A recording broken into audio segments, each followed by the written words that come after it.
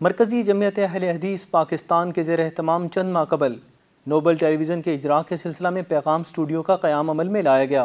Studio کے record شدہ programme ماہ رمضان المبارک کے دوران مختلف ٹی وی چینلز پر نشر کیے گئے۔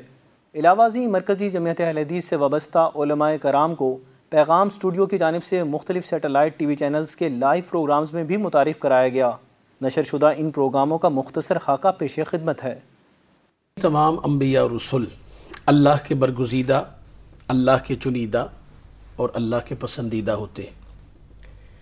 نبوت اور رسالت ایک ایسی چیز ہے کہ جو کسبی نہیں، کہ جو کما کے، محنت سے، عبادت سے، ریاضت سے حاصل کی جا سکے۔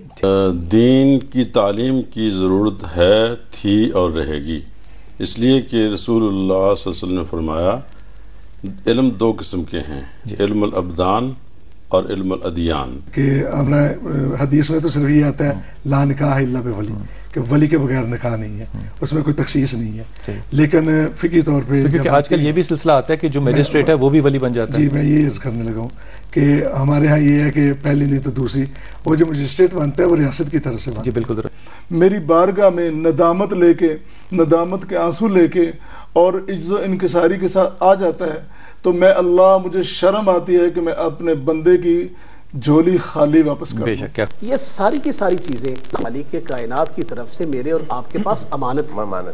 اور رمضان کا مہینہ ہمیں یہ کہتا ہے کہ کتب علیکم الصیام کما کتب علی الذین من قبلکم لعلکم تتقون۔ اچھا جی، اس میں ایک تو سوال ان کا کاروبار کے حوالے سے، اس سے پہلے دعا کبھی قبول نہیں ہے۔ میرا خیال ہے یہ کانسیپٹ ہی غلط ہے، اس لیے کہ جب رسول اللہ صلی اللہ علیہ وسلم فرما دیا کہ جب کوئی مسلمان دعا کرتا ہے اللہ سے، ممکن ہی نہیں کہ وہ قبول نہ ہو۔ حضرت ابراہیم علیہ السلام کا ذکر خیر ہے، اور حضرت ابراہیم علیہ السلام کا ذکر قرآنی آیات کے اندر 69 مرتبہ کیا گیا ہے، 69 مرتبہ۔ اس نظام کے تحت بھی اگر بندہ نیکیاں پوری نہ کر سکے، اگر یہ کھاتا پورا نہ کر سکے، اندازہ فرمائیے اس سے بڑا ظالم اور کون ہوگا۔ کچھ پرواہ نہیں، میں سارے معاف کر دوں الا شرک، مگر شرک لیکن آنا۔